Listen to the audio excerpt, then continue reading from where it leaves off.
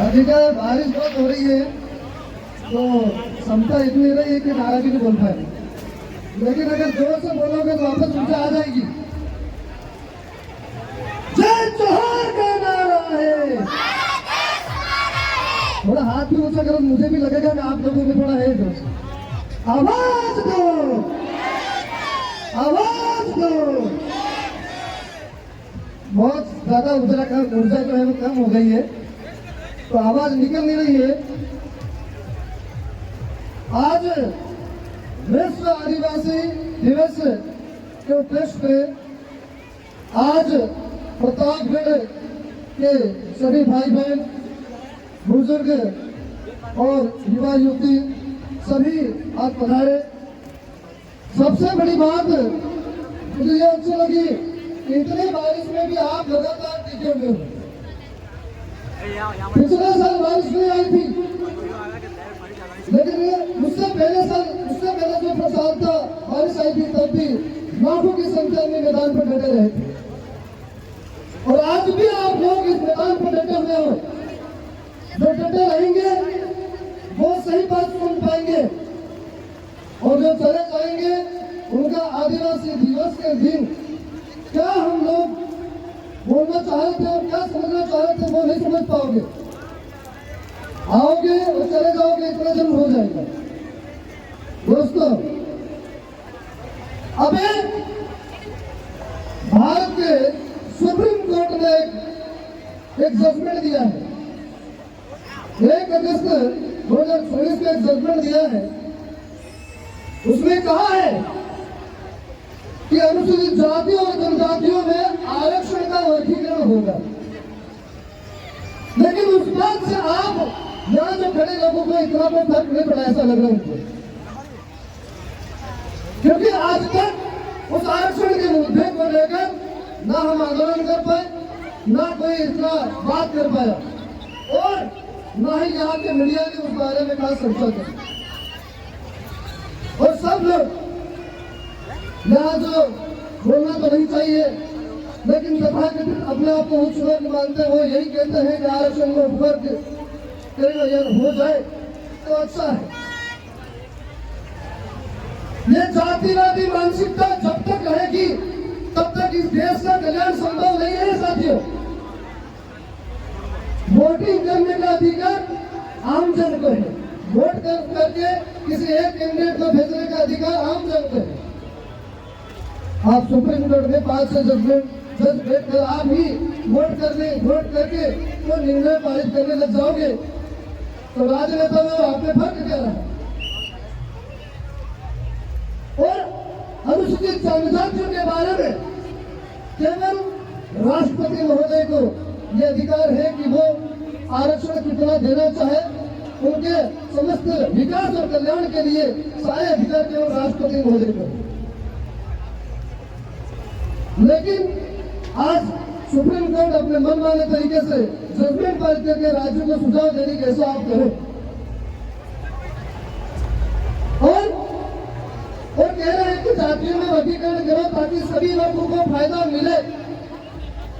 कहने में अच्छा लगता है, सभी वर्गों को फायदा मिलना चाहिए, लेकिन आज जो प्रशासनिक क्षेत्र है, सरकारी क्षेत्र है, जो उच्च पद जहाँ के प्रशासनिक पद कहे जाते हैं, उन पदों पर SC और ST के लोग नहीं है, मुख्य सचिव स्तर के लोग नहीं है। जहाँ न्यायालय क्षेत्र है और न्यायालय क्षेत्र में अपने लोग नहीं है। और जिन लोगों ने न्याय जो जजमेंट दिया वहां पर भी अपना आदिवासी आदमी नहीं है। जो लोग आदिवासी की संस्कृति, परंपरा और उनकी जीवन शैली व्यवस्था नहीं समझते हैं, वो लोग हमारे अनुसूचित जनजाति के बारे में फैसला दे रहे हैं। समानता का अधिकार का हनन है। जो समानता का अधिकार हमको मिला है उसका हनन है। जो न्यायाधीश खुद कोलिजियम सिस्टम के मार्फत खुद अपने चहेतों को न्यायाधीश बनाते रहते हैं, हर बार अपने चहेतों को न्यायाधीश बनाते हैं, और आम जन से अपील करते हैं कि समानता का अधिकार यानी सबको आर्थिक आधार पर आरक्षण मिले, इसलिए जाति में वर्गीकरण करो। ओके, एक पल के लिए हम मान लेते हैं जाति में वर्गीकरण कर लिया जाना चाहिए, लेकिन क्या इस बात से ये इत्तेफाक होगा कि जाति में वर्गीकरण से सभी लोगों को फायदा मिल जाएगा? नहीं मिल पाएगा साथियों। माना कि कोई भर्ती आई, उस भर्ती में एक तो कहेंगे ये लोग क्रिमिनल लागू करो, जो लोग जिनके घरों में पहले से नौकरी वाले लोग हैं उन लोगों के घर में अब नौकरी नहीं दी जाए। चलो एक पल में मान लेता हूं नहीं देनी चाहिए, लेकिन दूसरा ही पल उन्होंने एक नियम ये बना रखा है कि किसी भी परीक्षा को पास करने के लिए न्यूनतम 35 या 40% आपके परसेंटेज होना चाहिए।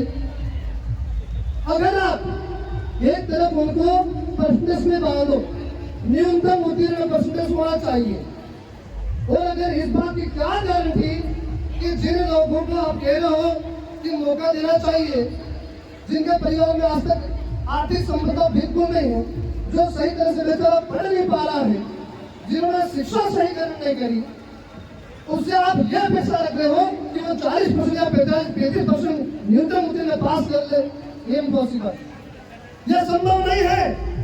अगर ऐसा रहा तो सीटें खाली जाएगी, जैसे कि सेकंड ईयर भर्ती गणित और विज्ञान के विषय में हमारे यहाँ टीएसपी क्षेत्र में खाली गई सीटें, और वो सीटें खाली गई, आने वाले समय में बैकलॉग में गिनी जाएगी, और अगर 3 साल तक वो सीटें नहीं भरी जाती है, वो सारी सीटें जनरल में कन्वर्ट हो जाएगी। मतलब यह हुआ कि जो एसटी के पद निकले थे, वो पद उन्हीं पदों पर भविष्य में जनरल के लोगों से भरी जाएगी, और ये कह दिया जाएगा कि सूटेबल कैंडिडेट नहीं मिला, यानी पात्र व्यक्ति नहीं मिला। अब आप समझो ये पूरी साजिश कैसे होगी। एक तरफ 35 या 40% लगाकर गरीबों को रोका जाएगा, दूसरी तरफ क्रिमिनल जिनको थोड़े बहुत होशियार लोग होंगे या पढ़ाई अच्छी कर ली, उनको ये कह जाएगा आप तो क्रिमिनल में आ गए तो आप रुक जाओ, क्रिमिनल वालों को रोक दो, 35 से 40% न्यूनतम पास वालों को नियम लगा के उनको रोक दो। अब सारे पद खाली जाएंगे, अब इस तरह से खाली पद जाएंगे, और उन खाली पदों पर बैकलॉग के नाम से बाद में लेकर जनरल में कन्वर्ट कर दी जाएगी सारी सीटें। ऐसा रहा तो अनुसूचित जातियों और जनजातियों का प्रतिनिधित्व सरकारी नौकरियों में खत्म हो जाएगा, चाहे वो पुलिस भर्ती हो, चाहे सरकार के कोई सी भी भर्ती हो। आप बात करते हो अनुसूचित जनजातियों के कल्याण की बात के लिए। पहली बार मैं आज यहाँ खड़ा हूँ आपके सामने मंच पे, मैं देख रहा हूँ 20-30 साल हुए हैं, हमारे आमजन, हमारी पब्लिक, हमारे जो अनुसूचित जनजातियों के जो लोग हैं 20-30 साल हुए अभी नौकरियों में आना शुरू हुए, अभी नौकरियों में आए हुए हैं, और थोड़े बहुत शिक्षित हुए हैं, और थोड़े बहुत लोगों ने अपने घर अच्छे बनाए हैं, किसी लोगों ने कारें खरीद ली है, तो यही चीज और नॉन ट्राइबल यानी गैर आदिवासी को करने लगे कि ये लोग तो अभी से होशियार हो गए, ये लोग संपन्न हो गए हैं। क्या आदिवासी के लिए अधिकार नहीं, वो थोड़े बहुत सुविधा दे रहे? ये लोग भेदभाव करते हैं हर जगह। ईडब्ल्यूएस आरक्षण दिया इन्होंने, जो जनरल का आर्थिक आधार पर आरक्षण दिया, संविधान के 103 में संशोधन करके इन्होंने लोकसभा में बिना आंदोलन किए इन लोगों ने आरक्षण दे दिया, ईडब्ल्यूएस 10% आरक्षण, जबकि ना तो उनके पास कोई जीडीपी तो वो आंकड़े थे, और ना ये तय था कि कौन गरीब है। 8 लाख रुपए आय वाले को भी गरीब, 8 लाख से कम वाले वाले उनको गरीब माना है जनरल लोग में, वो लोग भी गरीब होकर सरकारी नौकरी प्राप्त करेंगे। और अनुसूचित जाति और जनजाति में मैंने देखा कि अगर चतुर्थ श्रेणी के कर्मचारी या फिर आपके 3rd ग्रेड तक मान के चलो, उनके अगर शुरू की सर्विस गिनो तो 8 लाख उनकी भी कमाई नहीं होती। इस हिसाब से वो सारे गरीब हुए। मतलब भेदभाव और गलत मानसिकता इतनी ज्यादा है कि 2.5 लाख रुपए वाले के जो 2.5 लाख तक की सीमा आदिवासी के लिए तय करी, और 8 लाख तक की सीमा जनरल के लिए। तो इस देश में समानता है कर, आप न्याय कर कैसे? अगर गलत तरीके से न्याय करते हैं तो आज मैं कह रहा हूं, बोलना नहीं चाहिए मुझे, जिस तरह से बांग्लादेश में हालत हुई। अब बांग्लादेश में क्या हुआ, वही कोई आरक्षण में बैठा था, मैं ज्यादा जानकारी नहीं उसके बारे में, पर इतना मुझे पता है कि बांग्लादेश में वहां के सुप्रीम कोर्ट ने आरक्षण के बारे में कोई फैसला दिया तो वहां के सबसे ज्यादा बाहुल्य क्षेत्र मुस्लिमों की, तो मुस्लिमों को वह आरक्षण वाली बात अच्छी नहीं लगी और वहां इतना खतरनाक विरोध हुआ कि बांग्लादेश की सरकार गिर गई और वहां के प्रधानमंत्री शेख हसीना उनको भागना पड़ा। मतलब ये कि आप इस देश में आदिवासियों के लोगों को पढ़ाने शिक्षा देना नहीं चाहते। एक तरफ कहते हो शिक्षा देकर हम लोगों को उन्नति करेंगे, एक तरफ रोकने का भी आदेश रोस्टर लगा देते हो। मतलब अलग अलग तरह से कानून बना के एक तरफ आगे बढ़ो, तीसरी तरफ नीचे दबाव पर काम खींचो। क्या ऐसा हमारा समुदाय को उन्नति संभव है? मैं ये बताना चाहता हूँ इस मंच के माध्यम से कि आप लोगों को भी समझना पड़ेगा कि हमारे साथ ये भेदभाव कितना खतरनाक होता है। जब तक हम लोग इस मंच के माध्यम से ऐसी बात करते हैं तो हमको भी जातिवादी कहा जाता है, या देशवादी कहा जाता है, या देशलाइट कहा जाता है। ये लोग इतने जातिवाद गर्भित मानसिकता से भरे हुए हैं कि हम लोगों को देखते ही उनके मन में एक घृणा आती।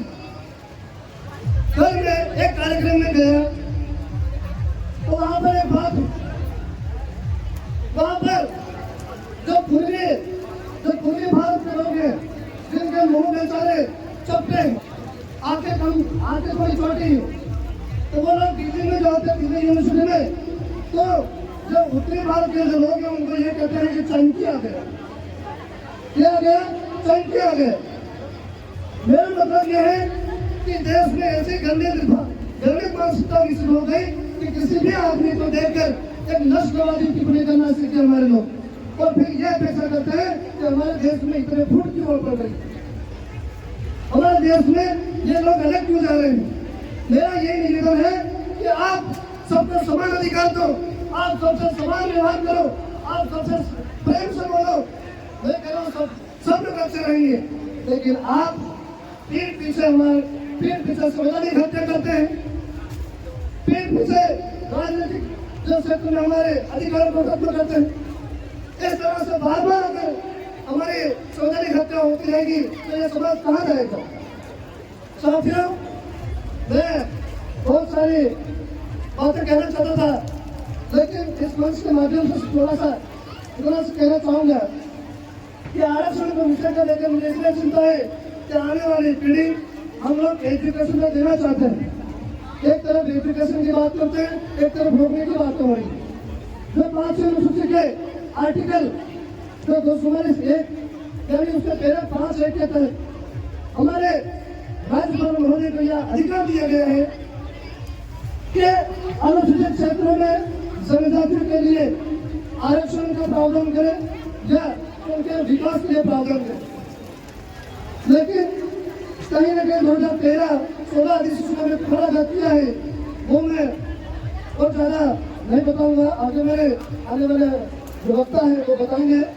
आपने मेरी जो बात सुने हैं उसके लिए बहुत बहुत धन्यवाद। एक बार एक नारा बोलेंगे, जय जोहार है,